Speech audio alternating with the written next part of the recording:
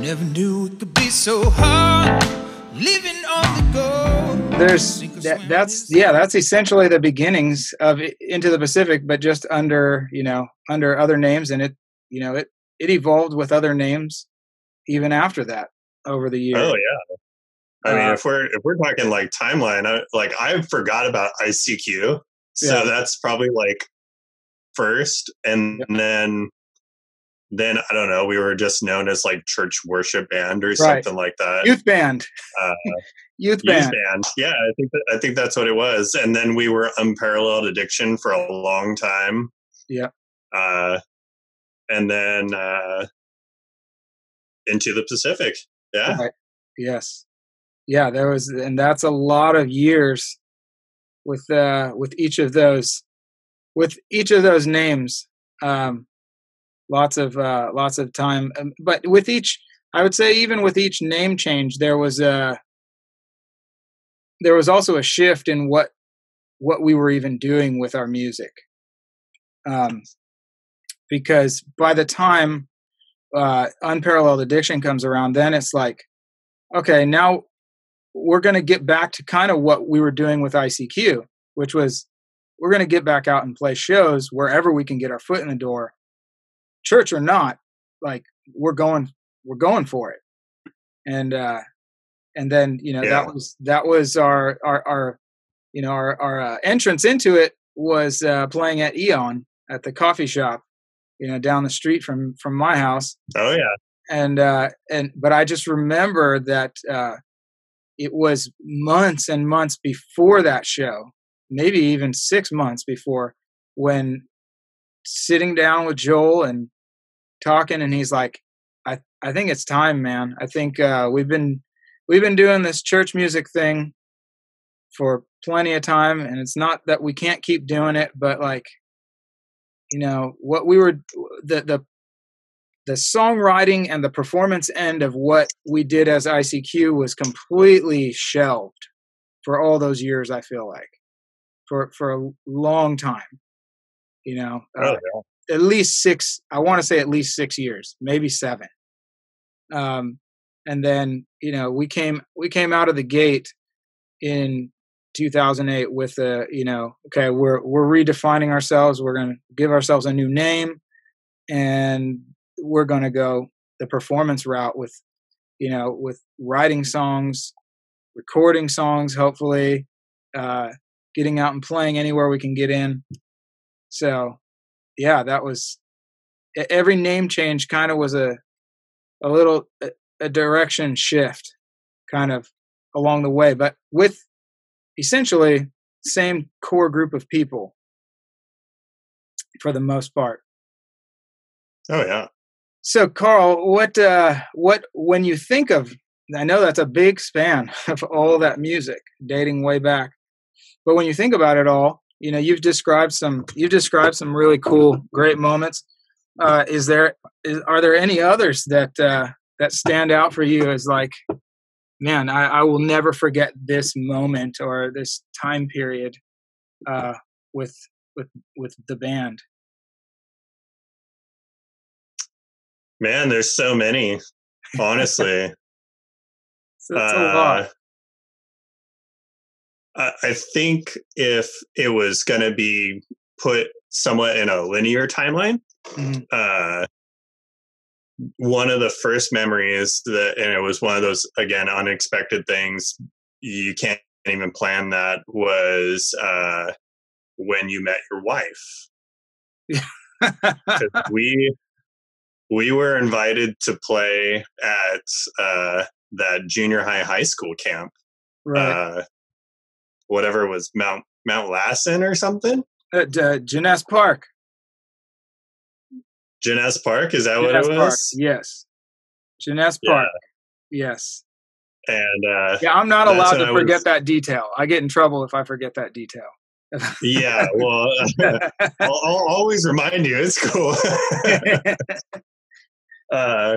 Well, one of the memories of that was that's when I was rocking the whole like Good Charlotte hair, and it was just the like super poofed spike. Yes. And I think you were the other one that had long hair, and so Yes. you were like, "Fine, yeah, let's do it."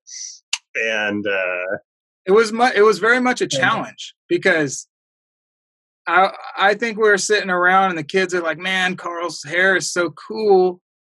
How come you don't do your hair like Karl?" And I'm like, "My hair doesn't do Karl's hair. Like, look at this. Look at, you know, it's coarse, it's curly. It doesn't do that." And you were like, "Oh, yes, it does. yeah, It will I'll do show it." you. Yeah. Go ahead. You take this story. Oh my God. And then what you found out is that, yes, it will, but undoing it is a whole different story, man. Right. Because that's when I was still using pomade. That was, I think you used probably like half a can on my head. And we got probably, probably somewhere between 12 and 15 good spikes coming out of my head. Like, a good, all of them were probably like 7-8 inches sticking out of my head. It was pretty amazing. Yeah. It was, I couldn't believe it when it was done. It was just go for it. I bet Russ still has a picture because he used to do the photography at those camps. There's got to be a picture of us with our hair that way. So in the purging of my house, I came across 2 photos. I've got them, and I believe I actually believe both of them were right before being introduced to Chantal, like minutes. Because we played and we did our thing, and then we came back up at the end to play maybe one more song. And I remember seeing Chantal kind of lingering around the back of the room because she had just driven up that evening. She came to the camp late, and but as we were going back there, somebody stopped us because we were like, "Let's take pictures."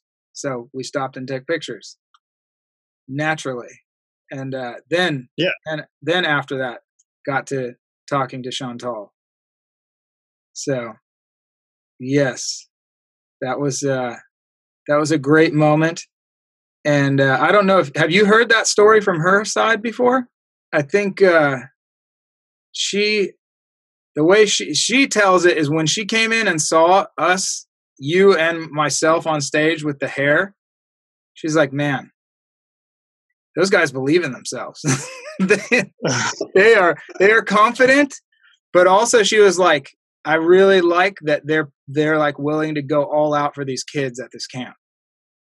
Like that was her thoughts about both of us. Oh, wow. Like, man, they're not holding anything back for these kids. They're just going all out for them, going nuts with them, having a good time with them. And I mean, yes, that's exactly what we did. We had a great time with the kids at those camps. So yeah, if it wasn't for the hair, Karl, I'm not sure what she would have thought of me. I don't know. I don't know if she would have had that good of that first impression is everything, right? And literally, yeah, and literally, that is the only time in my entire history that I've ever had spikes in my head, and never again since. So it served its purpose. It got my wife, and it served its purpose. You didn't know what you were doing. It was worth it. It was worth it. Even if I never got it out of my head for the next 5 days. Yeah, but that's camp life. I mean, there's plenty of things that stuck around for 5 days. It's true. There were grosser things that stick around in those cabins for 5 days when you're with some of those kids, man. Yeah. Oh, geez. Yeah. But that's a whole different set of memories right there, for sure. Yeah, that's the kids at camp, whole nother memory set. Yeah. Well, what about moving further down the timeline? Let's see. I think when we released the EP, the first EP, all the hard work that we put into that. Yeah. Dude, it just felt like such an accomplishment. And if I remember, we were recording in Rodney's office, and we were doing like it was the first time in my musical experience, like playing to click tracks, Right. and having to go into like isolated rooms and listening back to the tracks, and trying to get people's opinions and things like that. That was a mixture of good and very frustrating times. Oh my God. For sure. Yes. It's probably the time that we fought. Probably the first time that I can remember us like disagreeing and fighting about things. Mm-hmm. But also like coming to terms with like, how are we going? We didn't just like fight like, no, man, you don't know what you're doing, or like, no, that just sounds terrible, or anything like that. It's like we'd kind of mill it over and then like come up with a solution for that. And so that was definitely that mix of like, oh, this is frustrating, but man, I wouldn't trade that. Like that was such a good experience that I remember. Right. And I thought that EP sounded good. You know, I was proud of it. Yeah. We recorded that. I don't know if you remember, but we also recorded it. We recorded all those songs in their entirety one time before that. Before Jonathan recorded us, we recorded with, I believe we recorded with John Fisher. Yeah, we did. And so like that was a big part of our frustration was we you know, this is nothing on John, but like, again, like you said, it was our first time playing to click tracks. And so when we went to record with John Fisher, there was times where we were actually trying to record the set as live. So we were multi-tracking all of us at the same time. And that wouldn't work because we couldn't get through the song without a glaring mistake or whatever. And then we tried to, well, we're going to just take what we can out of that take, and we'll go into the studio and isolate the issues, and then we'll fix those problems. And it was just so hard. And eventually I think we were just worn out on it as a whole. And we're like, well, we'll just take what we can get, John, whatever you can salvage from what we gave you to work with, just, shoot it our way. And when it was so heartbreaking for us to listen, and we're like, yeah, that's not going to cut it. Like, we can do better. Yeah. We can do better than that. And that's when Jonathan went his very next semester, signs up for the Pro Tools class, and then took his own money, bought a that DigiDesign interface, and like just started dumping into everything and learned how to do it. And then we went at it completely from scratch, started completely over again. But we did it all track by track instead of trying to do anything multi-track live. But man, we had to give some time, because I remember that the feelings from the first time going through the recording were just like so defeated. Just like, wow. Yeah. That's not what our songs sound like, is it? Is that really all we can do? Right? Can't we do better than that? Like, well, right? And mostly I was pointing the finger at myself too, because I'm like, I can't sing on pitch for my life. I can't, and my bass lines are sloppy. I'm still playing wrong notes. Can't stick to the click. Like, everything about me was like, am I really a musician at all? After this recording thing, I don't feel like much of a musician. But you're right. There was a push. There was a drive. Once we turned the corner and we're doing that with John, it was like we did fight out a lot of things, but we pushed through, and we're like, no, we're going to find a solution to this and come to to a landing spot where we're like, this is good. This is a good representation of these songs. And like you said, in the end, we're like, wow, we have this EP in hand, and I'm like, it's done. It really happened. So yeah, something physical. Yeah. Dude, and honestly, with recording, I think like watching documentaries, watching When You're Strange, the documentary about the Doors, when they would say stuff like, oh yeah, they did everything in just a single take, and then they pressed it, and here's this like multi-million album selling, however you say it, sold multiple millions of albums, right? Still selling albums, and it's like they did that in one take, and it could make it to where it feels like, oh man, I am nowhere near where I need to be, right? And I think part of it is that a lot of people don't talk about how when you record something and then you ask them to solo you out, it sounds awful. It's just awful. It's cringy. Yeah. And you get to see all of your mistakes, and you're also sitting in the room. It's like somebody pantsed you. Yes. The first time that happens. Oh yeah. And you have to sit through it too. Yeah. Yes. And but the thing that I think was like way different, and again, one of those things that like I couldn't have planned, couldn't have expected, is that it challenged me, and it sounds like it challenged everybody else to look and say like, this sounds okay, but I could be better. Right. And then drove to be that much better,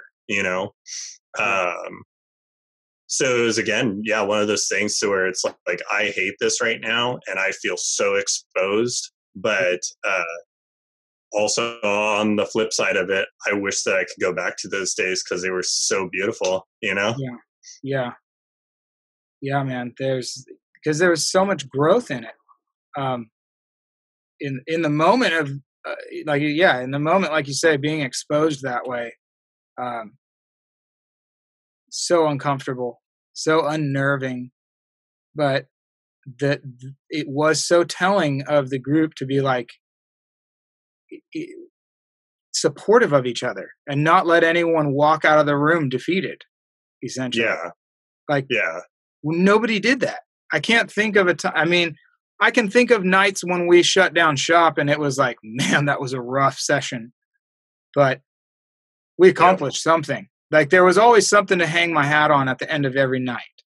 That didn't mean there was much work to be done still, but we always had something to hang our hats on. We did not walk out of those sessions defeated, but there was lots of battles lost every session. But we would win the war. We would win the war in the end.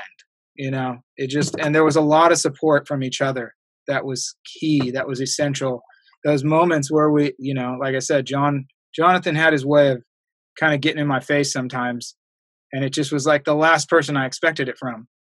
But I knew if he was going outside of his comfort zone to challenge me to be better, again, I better pay attention. I better listen up. There's probably something to this, Yeah. So I think we all did that for each other. Oh, for sure. Yeah.